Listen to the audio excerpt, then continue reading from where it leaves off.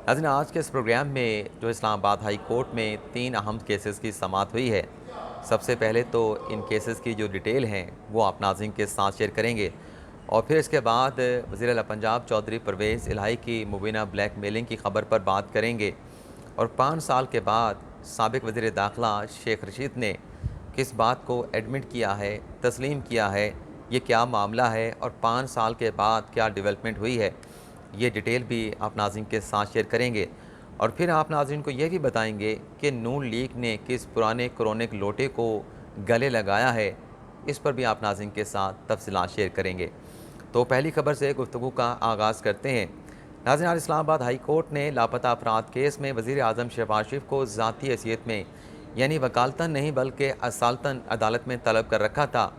कल Islamabad high court में साबिक वज़ीर आज़म इमरान खान की पेशी थी,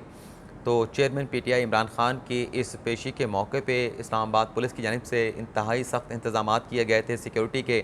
तो आज जब वज़ीर आज़म शहबाज शरीफ इस्लामाबाद हाई कोर्ट में पेशी के लिए इस्लामाबाद हाई कोर्ट आए, तो आज कल से बढ़कर जो है वो इस्लामाबाद पुलिस ने सिक्योरिटी के इंतजाम किए थे।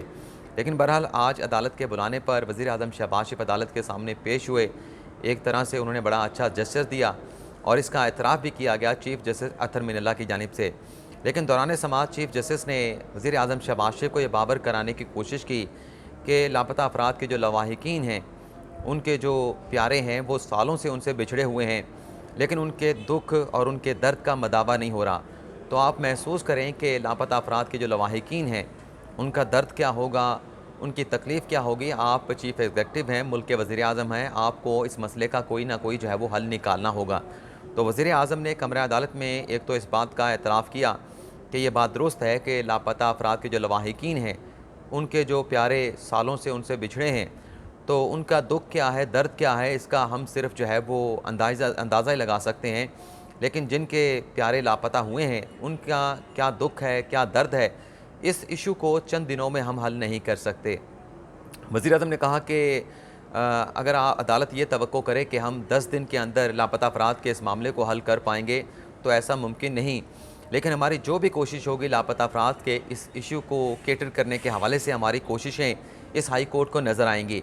जिसके बाद अदालत ने कहा कि ठीक है, हम आपको मौका देते हैं, लेकिन लापता अफराद की जो बाजियाबी है वो चीफ़ एग्जेक्टिव की ज़िम्मेदारी है। अगर कोई लापता होता है तो इसकी ज़िम्मेदारी रियासत पाकिस्तान भी आएगी, चीफ़ एग्जेक्टिव भी आएगी, और अगर लापता अफराद बाजियाब नहीं होते तो इसे रियासत की और चीफ़ एग्जेक्टिव की नाकामी करार दिया जाएगा।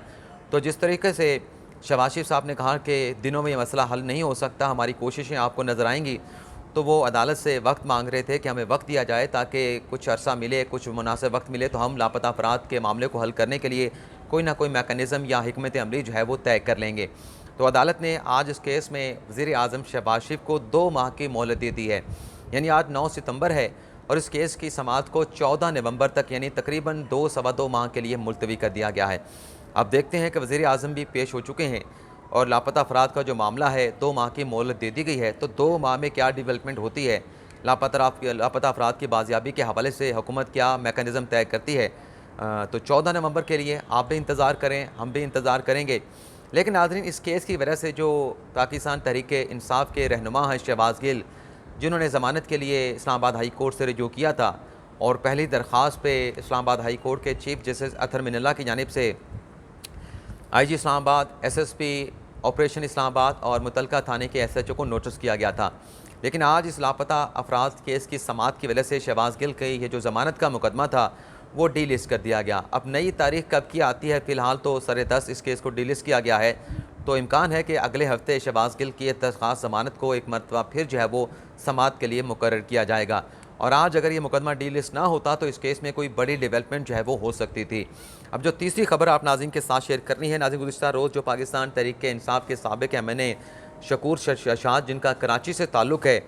उन्होंने अपने जो उनकी एक सीट थी नेशनल असम्बली की, उसे पर जो उन्हें डी सीट किया गया, उनका नोटिफिकेशन डी सीट का जारी किया गया, उसे उन्होंने इस्लामाबाद हाई कोर्ट में चैलेंज किया था। तो आज चीफ़ जस्टिस अतर मिनल्ला ने तहरीक-ए-इंसाफ़ के रहनुमा और साबिक़ रुकन असम्बली शकूर शाद की इस दरख्वास्त पर समाअत की है। तो अदालत को बताया गया शकूर शाद के वकील की जानिब से कि एक तो उनको जो उन्होंने जो इस्तीफ़ा दिया था वो तो सिर्फ़ इमरान खान से इज़हार यकजहती के लिए और पीटीआई का जो डिसिप्लिन है उसको बरकरार रखने के लिए दिया था। ये इस्तीफ़ा देने के लिए नहीं दिया गया था। ये इस्तीफ़ा जो है वो सिर्फ इज़हार यकजहती के लिए और हुकूमत जो है उस पर प्रेशर डालने के लिए दिया गया था। तो अदालत ने उनसे पूछा कि क्या आपको कोई जो स्पीकर हैं कौमी असम्बली के राजा परवेज़ अशरफ, उनकी जानिब से कोई नोटिस मिला था? तो वकील की जानिब से बताया गया कि नोटिस मिला था, लेकिन शकूर शाद जो है उस नोटिस की तलबी पर जो है वो स्पीकर चैम्बर में पेश नहीं हुए थे। तो चीफ जस्टिस ने कहा कि ये जो इस्तीफ़ों की एक्सेप्टेंस का मामला है ये तो मशकूक हो गया है, और जो जितने भी इस्तीफ़े हैं पाकिस्तान तहरीक इंसाफ के जो 123 नशिस्तों पर दिए गए हैं, शकूर शाद के इस अदालत में आने के बाद वो तमाम के तमाम जो इस्तीफ़े हैं वो मशकूक हो गए हैं। लेकिन बहरहाल शकूर शाद की जो दरख्वास्त है उसको एक्सेप्ट कर लिया गया, और जो ज़िमनी इलेक्शन का शेड्यूल जारी किया गया था, पोलिंग का शेड्यूल वैसे तो इलेक्शन कमीशन ने पहले ही सस्पेंड कर दिया था, लेकिन जो इलेक्शन कमीशन का फैसला था उनके इस्तीफ़े से मुतल्लिक उसको सस्पेंड कर दिया है। और साथ में शकूर शाद से कहा है कि आप जाएँ नेशनल असम्बली के इजलास में शिरकत करें, जो कायमा कमेटियाँ हैं वहाँ पर शिरकत करें, तो आपको अब पार्लियामेंट में जाना होगा, वहाँ पर अपनी हाज़िरी को यकीनी बनाएँ। लेकिन साथ ही 2 हफ्तों के लिए इस केस की समाअत को मुलतवी करते हुए जो सेक्रेटरी हैं कौमी असम्बली के, उन्हें और इलेक्शन कमीशन को जो है वो नोटिस करके जवाब जो है वो तलब कर लिया गया है। अब आ जाते हैं कि नून लीग ने किस क्रॉनिक लोटे को गले लगाया है। कल नाज़िम मरीम नवाज़ साहबा जो है वो चिश्तियाँ के में जलसे में गई थी, वहाँ पे उन्होंने खिताब किया, कुछ अच्छी बातें भी, कुछ ऐसी बातें भी की जो कि काबिल एतराज़ हैं। यानी जो हम खान साहब पे एतराज़ात उठाते हैं वो किस तरह के अल्फाज अपने सियासी मुखालफिन के लिए इस्तेमाल करते हैं, तो कल मरीम नवाज़ ने भी एक आध मरतबा उसी तरह के जो अल्फाज हैं वो चेयरमैन पीटीआई साबिक़ वज़ीर आज़म इमरान खान के लिए भी इस्तेमाल किए। दूसरा नाज़रीन, उर्दू पॉइंट ने ये रिपोर्ट किया है कि जो जनूबी पंजाब महाज के एक रुकन थे चिश्तियाँ से, ताहिर बशीर चीमा साहब, जो कि तारिक बशीर चीमा के भाई हैं, जो 2018 में जनूबी पंजाब महाज से आए, फिर पाकिस्तान तहरीक इंसाफ में शामिल हो गए, उन्होंने पाकिस्तान तहरीक इंसाफ को खैराबाद कह दिया है और दोबारा से उन्होंने मुस्लिम लीग नवाज़ में शमूलियत अख्तियार कर ली है। नाज़रीन, तहरीक इंसाफ में जाने से पहले भी ताहिर बशीर चीमा साहब जो हैं वो मुस्लिम लीग नवाज़ का हिस्सा थे, उससे पहले वो मुस्लिम लीग काफ का हिस्सा थे। तो लोटों की शामत तो बड़ी आई हुई है, लेकिन चिश्तियाँ के इस लोटे को मुस्लिम लीग नवाज़ ने सियासी मैदान में जो है एक मरतबा फिर गले लगा लिया है। अब ये पाकिस्तान की बदकिस्मती है कि इस तरह के लोटे जो मुश्किल वक्त में साथ छोड़ जाते हैं और अवाम का रुख देख के एक सियासी जमात से दूसरी सियासी जमात में छलांग लगाते हैं। पता नहीं इन लोटों से पाकिस्तान के 22 करोड़ अवाम को कैसे निजात मिलेगी, और निजात तभी मिलेगी जब पाकिस्तान के 22 करोड़ अवाम में शोर आएगा कि ये लोटा है, ये सिर्फ इक़्तिदार की सियासत चाहता है। जिस सियासी जमात को देखता है कि उसकी हुकूमत में आने की बारी है, उस सियासी जमात में वो शमूलियत अख्तियार कर लेता है। अब आ जाते हैं कि शेख साहब ने 5 साल के बाद किस तलख हकीकत का एतराफ़ किया है। आज नाज़रीन, शेख साहब का एक बयान आया जिसमें उनका ये कहना है कि मुल्क के एक नाअहल को अहल करने और एक अहल को नाअहल करने की सियासत हो रही है। यानी उन्होंने ये नहीं कहा कि साजिश की जा रही है, बल्कि उन्होंने कहा कि सियासत ये की जा रही है कि जो एक नाअहल है मुल्क का, उसे अहल करने की सियासत हो रही है, और जो अहल है उसको नाअहल करने की सियासत की जा रही है। आगे उन्होंने कहा कि किसी को नाअहल करके उसकी सियासत को ख़त्म नहीं किया जा सकता। यानी उन्होंने इमरान खान का नाम नहीं लिया, लेकिन आज जो खदशात हैं, जो ख़तरात हैं, वो इमरान खान की डिस्क्वालिफिकेशन से मुतल्लिक है। और पीटीआई के जलसों में खान साहब इस बात का बरमला एतराफ़ कर चुके हैं कि अब मुझे ये टेक्निकल नॉकआउट करना चाहते हैं। तो 5 साल पहले जब नवाज शरीफ को टेक्निकल बेसिस के ऊपर नॉकआउट किया गया, डिस्क्वालीफाई किया सुप्रीम कोर्ट ने कि बेटे से आपने तनख्वाह नहीं ली, वो तनख्वाह जिस कंपनी से लेनी थी वो कंपनी भी 2014 में ख़त्म हो चुकी थी, लेकिन सुप्रीम कोर्ट ने करार दिया कि लेकिन चूँकि आपके ने ये अमाउंट आपकी रिसीवेबल भी थी, तो लिहाजा आपने अपने नॉमिनेशन पेपर में गलत बयानी की है, तो आप पर आर्टिकल 62(1)(f) के तहत जो है वो डिस्क्वालिफिकेशन का फैसला दिया जाता है। अच्छा, जब हम ये बात करते हैं